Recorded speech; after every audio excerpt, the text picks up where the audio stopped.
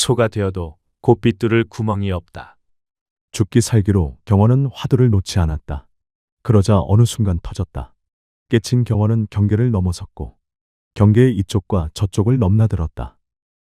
구독과 좋아요 그리고 알람 설정 부탁드립니다. 재미있고도 좋은 글로 보답하겠습니다. 제1장 사라지는 것들. 조선이 기울고 있었다. 밖에서는 서양배들이 호시탐탐 해안을 기웃거렸고 안에서는 양반들이 서로를 잡아먹느라 바빴다. 그 혼란 속에서 불교는 조용히 그러나 철저하게 무너지고 있었다. 조선은 건국 초부터 불교를 탄압했다. 500년 동안 무자비하게 눌렀다. 스님들은 도성 안에 발도 못 붙이던 데다가 1000민 중에 하나였던 승려는 핍박을 피해 산속 깊이 숨어들었다. 그러다가 보니 정작 중요한 것은 선의 맥이 가늘어지다 못해 끊어질 지경이 된 것이다. 길고 긴 한국 불교의 역사에서 선의 불꽃이 거의 꺼져가던 그 순간 한 아이가 절에 들어갔다. 제2장 9살 소년의 출가. 1849년 전라도 어느 마을. 아이의 이름은 송동욱.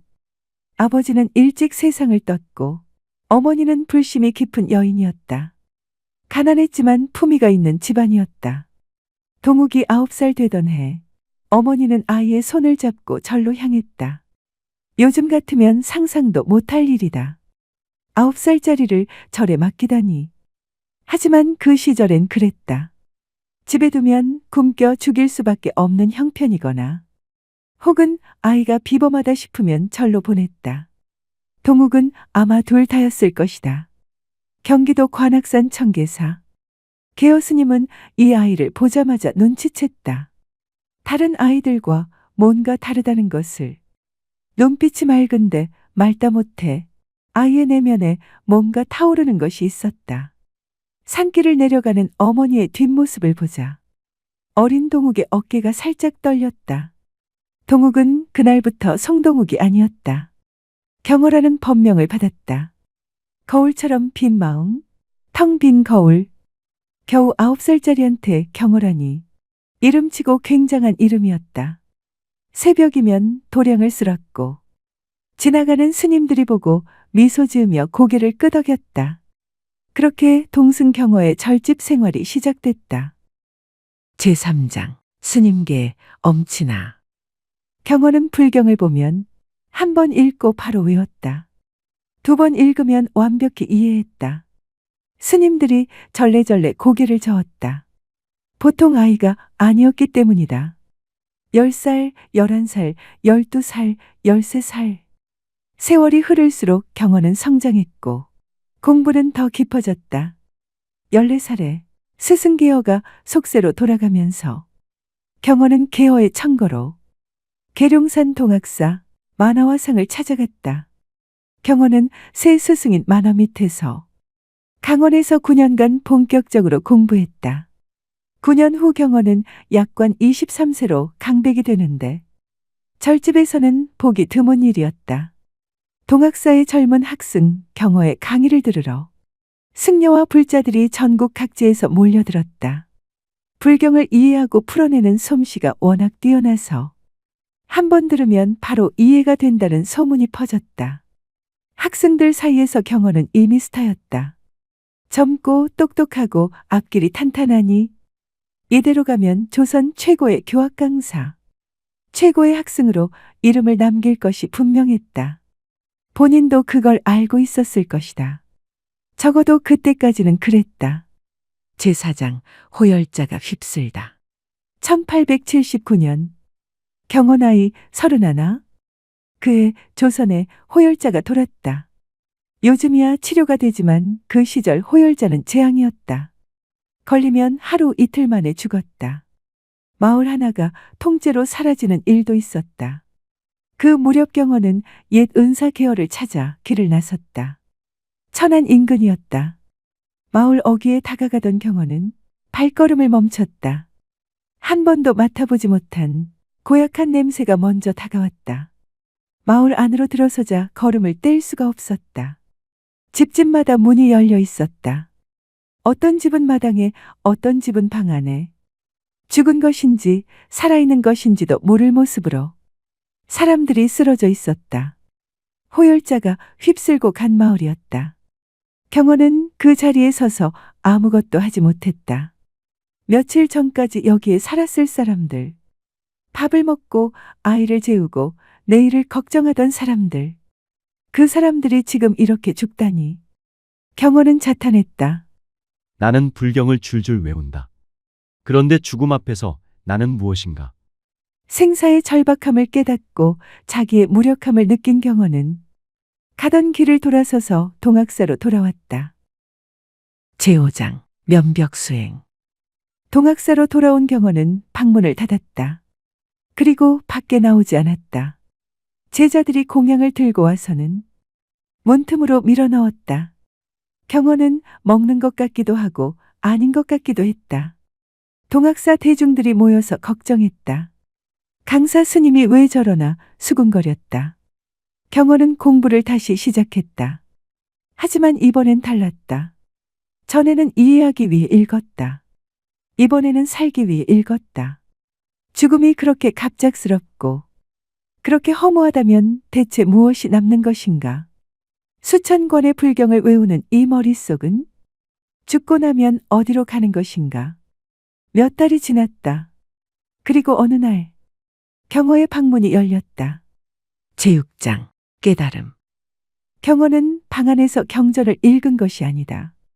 말이 안 되는 말, 논리로는 풀 수 없는 물음, 화두에 매달렸다. 소가 되어도 곱빗 뚫을 구멍이 없다. 경호는 화두를 놓지 않았다.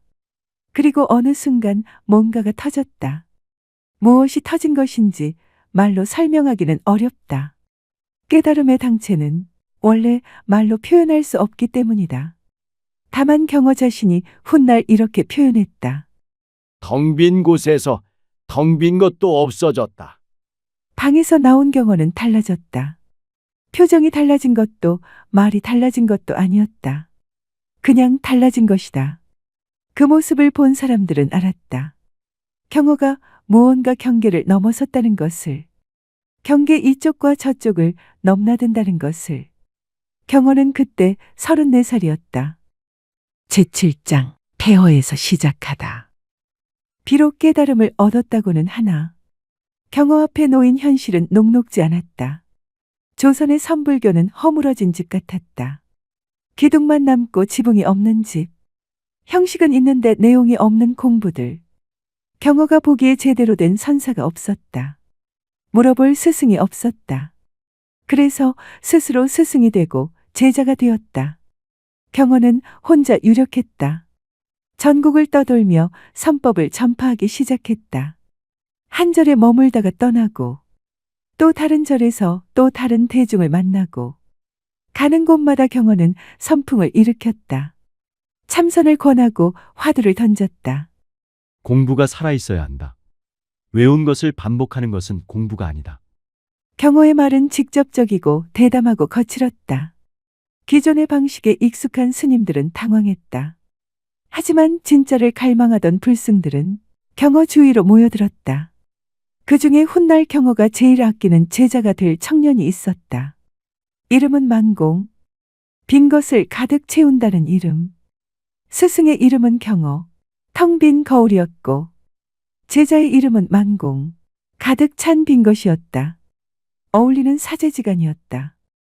제8장 전편을 마치며 경호는 30살의 문턱에서 모든 것을 다시 시작했다. 콜레라에 걸린 마을을 지나다가 사람의 목숨이 들어마시고 내쉬는 한 호흡간에 있다는 것을 깨닫게 된다. 크게 발심한 그는 동학사의 방 한 칸에 들어앉아서는 예전에 자기를 격파한 다음 완전히 다른 사람이 되어서 나온다. 경호의 이야기는 깨닫기 전보다 깨닫고 난 뒤의 이야기가 더 기묘하고 더 인간적이고 더 놀랍다. 그는 술을 마셨다. 고기를 먹었다. 광녀와 동침하고 계율을 깼다. 그리고 호련히 잠적했다. 그러면서 동시에 죽어가던 한국 선불교의 맥을 이었고 직접 토대를 태동하였으며 현장에 뛰어들어가서 선을 구축했고 마침내 현대 한국 불교가 존재하게 만들었다.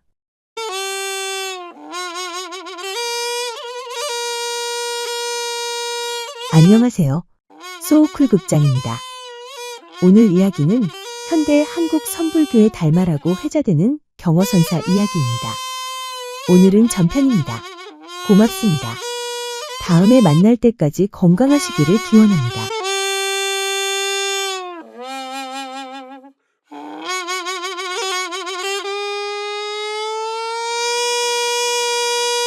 늙은 아비의 혼인을 막으러 관아까지 찾아오다니. 그것도 모자라서 죄 없는 과부의 주막을 뺏어달라 청하다니. 이자는 살아계신 부친의 뜻을 거역하고 관아에 와서 불효막심한 청탁을 늘어놓았으니 불효자를 다스리는 법도로 곤장 10대를 쳐라.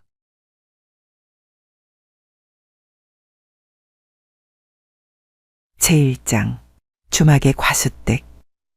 봄비가 보슬보슬 내리던 어느 날 오후, 한양 외곽에 있는 강변 주막 앞에 웬 풍채 좋은 갓쟁이 하나가 말에서 내렸다.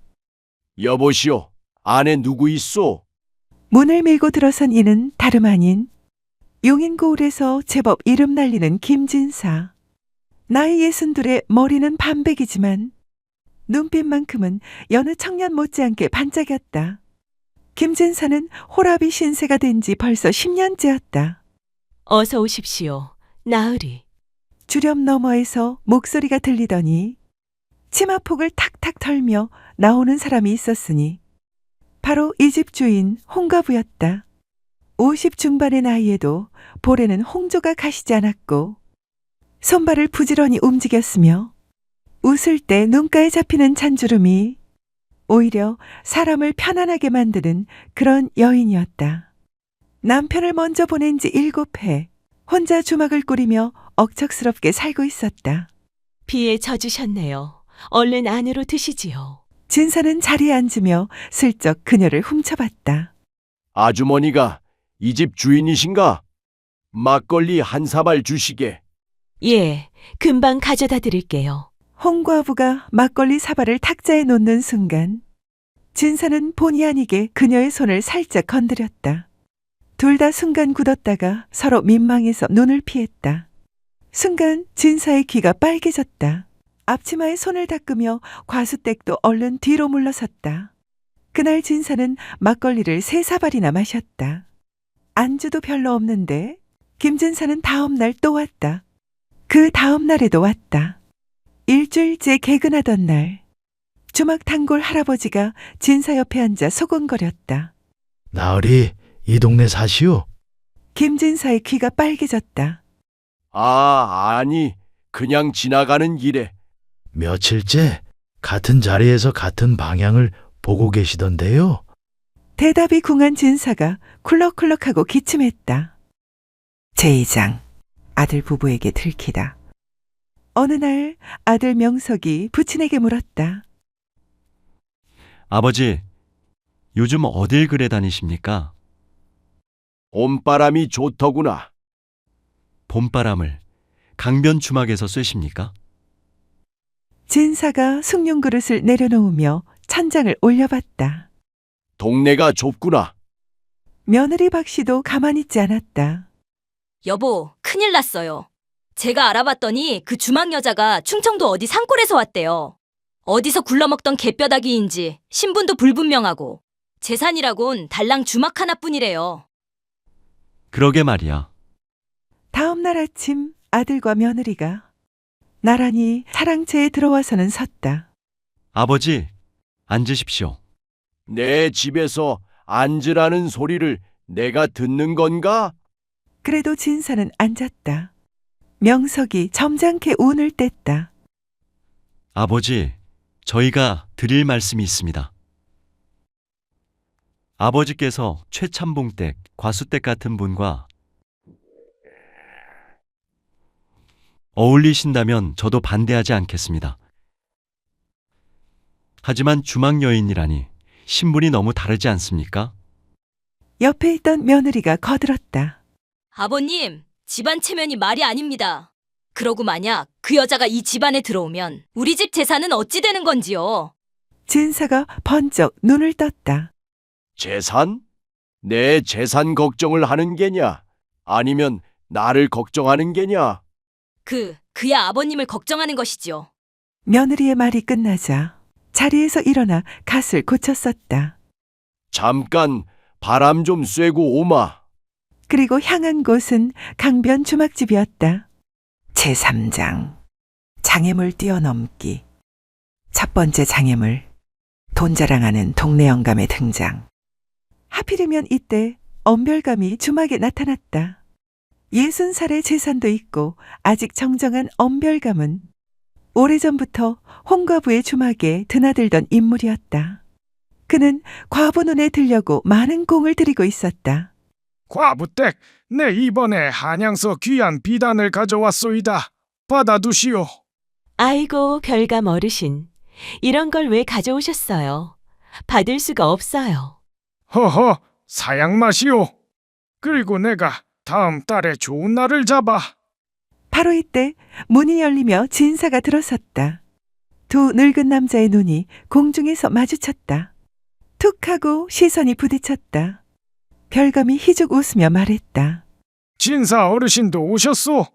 우리 과부댁 막걸리가 맛있긴 하지요. 우리 과부댁? 진사가 눈썹을 슬쩍 치켜들었다. 그날 이후 두 사람은 주막에서 은근한 신경전을 벌이기 시작했다.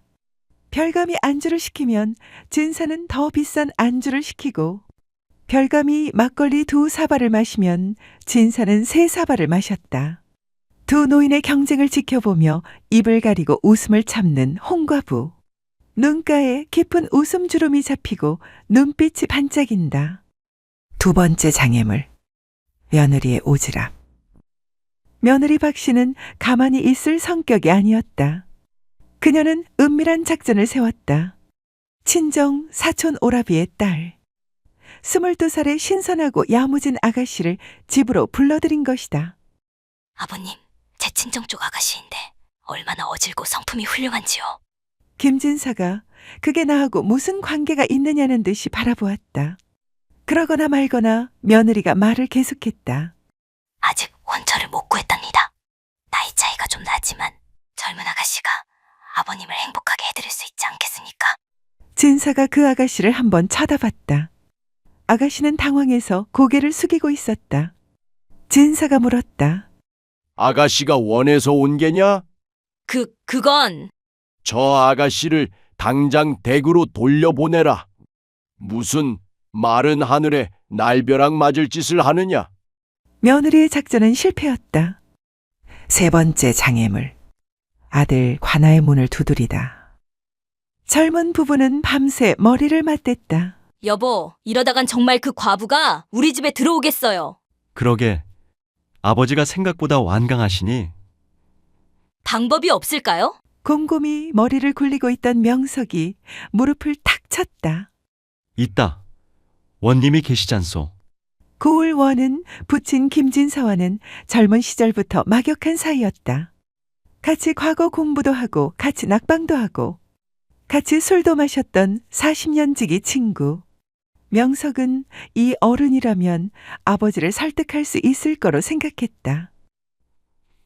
원님께서 아버지를 말려주신다면 거기다 그 주막도 행실이 수상하다는 이유로 혼주를 내주신다면 일이 해결되지 않겠소? 며느리 박씨의 눈이 반짝였다. 오호, 여보, 그거 좋겠는데요? 얼른 가보세요. 다음 날 이른 아침 명석은 깔끔하게 차려입고 관아로 향했다. 마음속으로는 이미 이긴 것처럼 으쓱한 기분이었다. 관아 마당에 들어서자 문지기가 안내했고 동원에 앉아있던 원님이 명석을 맞았다. 나이 60에 눈매가 날카롭지만 평소엔 온화한 분이었다. 오, 명석이 왔구나. 어인일이냐?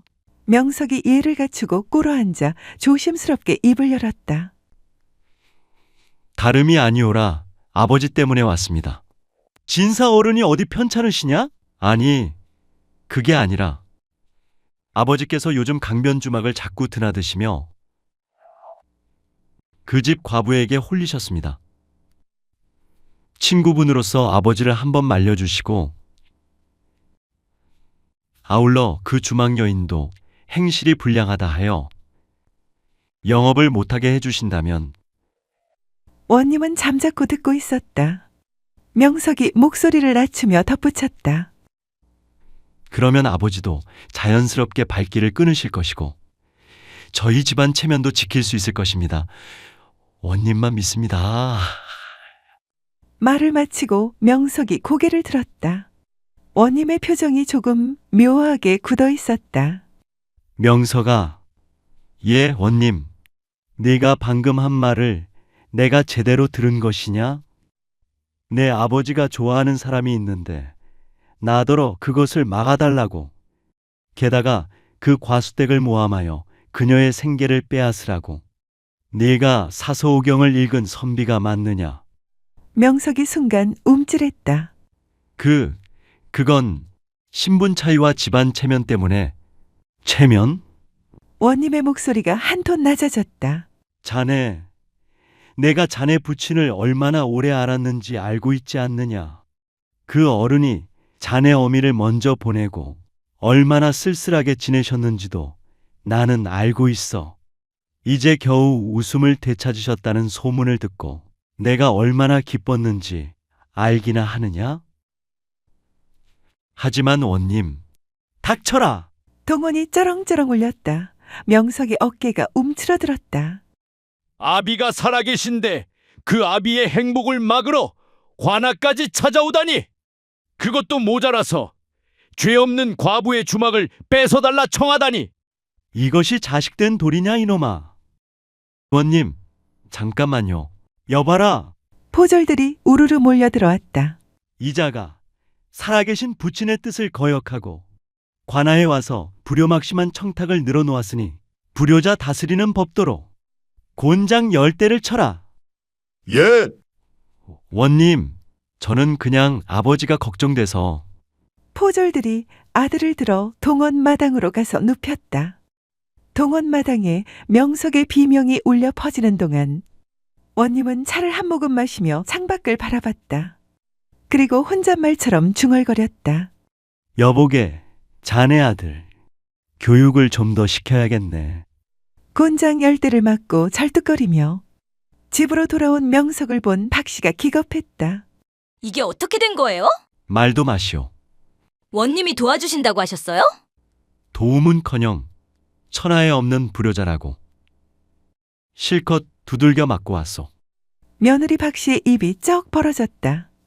명석은 방에 들어가 엎드렸다. 엉덩이가 얼얼한 건지 마음이 얼얼한 건지 한참 동안 천장만 바라봤다. 불효자. 그 말이 자꾸 귓가에 맴돌았다. 네 번째 장애물. 비 오는 밤에 벌어진 일. 비 오는 저녁 진사가 주막에서 늦도록 과부와 이야기를 나누다 돌아가려는 참이었다. 나으리, 비가 너무 많이 오는데 오늘은 그냥 저희 행랑채에서 주무시고 내일 아침 가시는 게 어떻겠습니까? 어두운 데다가 길까지 질퍽해서 위험하실 텐데요. 그러면 내가 무례한 소리를 들을 것이오. 이 나이에 무슨 남의 말을 겁내십니까? 과부가 웃다가 그만 발을 헛디뎌 넘어졌다. 아이쿠, 진사가 재빠르게 손을 잡았다. 괜찮으시오? 두 사람은 손을 잡은 채 서로를 바라보았다. 바로 그 순간 대문 밖에서 누군가의 목소리가 들려왔다. 아버지 여기 계십니까? 명석이었다. 아버지 걱정이 돼서 직접 찾아온 것이었다. 그런데 대문을 밀고 들어서다 손을 맞잡은 두 사람을 목격하고 말았다. 세 명이 동시에 굳었다. 먼저 입을 연 건 진사였다. 막걸리 한 사발 하겠느냐? 비 맞은 생쥐꼴로 아버지 옆에 앉은 명석은 막걸리를 한 사발 받아 마셨다. 아직 엉덩이가 좀 아팠지만 이상하게 그 막걸리가 달았다. 제사장, 최후의 단판. 다음 날 아침 진사는 아들을 사랑채로 불렀다. 앉아라. 명석이 조심스럽게 앉았다. 곤장 맞은 곳이 아직 쑤셨지만 내색하지 않았다. 한동안 말없이 마당을 내다보다가 진사가 천천히 입을 열었다. 명서가 내 어미가 세상을 뜬 게 10년 전이지. 예, 아버지. 그 10년 동안 나는 괜찮은 척 살았다. 너희가 걱정할까봐 그렇게 살았다. 진사가 쓴웃음을 지었다. 밥을 먹어도 혼자 먹고, 좋은 것을 봐도 말할 사람이 없고, 밤에 빗소리를 들으면 그냥 천장만 보이더구나. 나이 먹으면 덜 할 줄 알았는데, 그게 아니더라. 명석의 표정이 미세하게 흔들렸다. 신분이 낮다고 했지? 그 사람은 10년 넘게 혼자 주막 하나로 살아온 분이야. 그 단단함이 어디서 나오겠냐? 재산이 넘어갈까봐 걱정했지? 내가 살아있는 동안 내 재산은 내가 쓴다. 내 몫은 때가 되면 떼어줄 것이고. 명석이 무릎 위에 얹은 손을 꽉 쥐었다. 아버지, 솔직히 말씀드리면 말해봐라.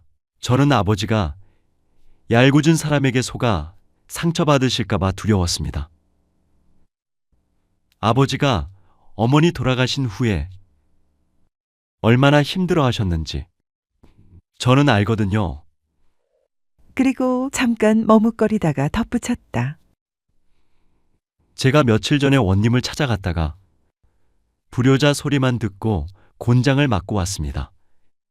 진사가 굳었다. 뭐?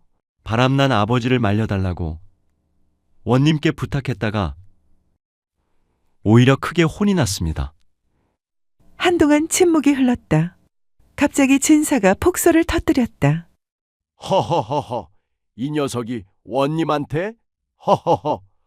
명석이 쑥스러워서 고개를 숙였다. 웃으시면 안 되죠, 아버지. 아니, 어떻게 안 웃냐? 거 봐라.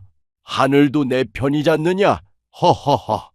한바탕 웃고 난 진사가 눈가를 훔치며 아들을 바라봤다. 명서가 예, 곤장까지 맞으면서 아비 걱정을 한 거냐? 대답이 없다. 고맙다, 이 녀석아. 오래 고개를 숙이고 있다가 명석이 입을 열었다. 그분이 아버지를 진심으로 대하는 분이라면 저도 반대하지 않겠습니다. 어제 주막에서 막걸리 한 잔 받아 마시면서 보니 나쁜 물은 아닌 것 같았습니다. 그거면 됐다. 진사가 아들의 어깨를 툭 쳤다. 이제 나가보거라. 나는 외출 좀 해야겠다. 또 강변 주막입니까? 그건 왜 묻냐? 명석이 자리에서 일어나다 희죽 웃었다. 다녀오십시오, 아버지. 제오장, 끝이 좋으면 다 좋다.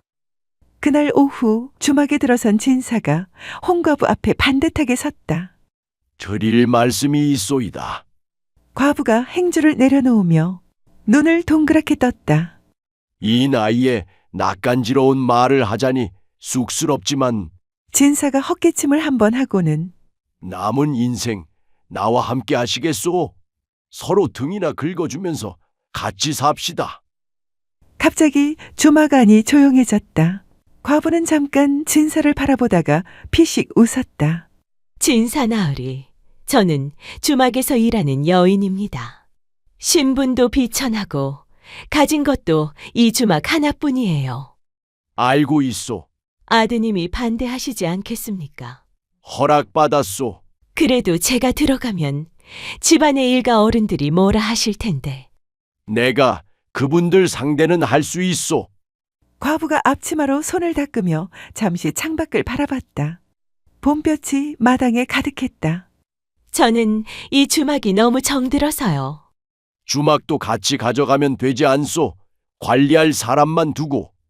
과부가 손수건으로 눈가를 닦으며 고개를 끄덕였다. 알겠습니다, 나으리. 그해 가을 강변 주막 앞에 붉은 댕기가 걸렸다. 작은 홀레였지만 동네 사람들이 제법 모였다. 명석은 어색한 얼굴로 서 있었고 며느리 박씨는 뾰로통했다. 원님은 초대받았다. 원은 진사 옆에 나란히 앉아 흐뭇하게 막걸리를 들이켰다. 내 그럴 줄 알았어. 이 사람아. 자네 덕도 좀 있지. 허허. 덕은 무슨. 나는 그냥 불효자 하나 혼내줬을 뿐이야. 두 노인이 껄껄 웃는 소리에 저만치서 명석이 귀를 붉히며 딴청을 피웠다. 김진사는 그날 생전 처음으로 10살은 젊어 보이는 얼굴을 하고 있었다. 홍과부는 누군가 자신을 바라본다는 게 어떤 기분인지 수십 년 만에 기억해냈다. 두 사람은 나란히 걸어 들어갔다.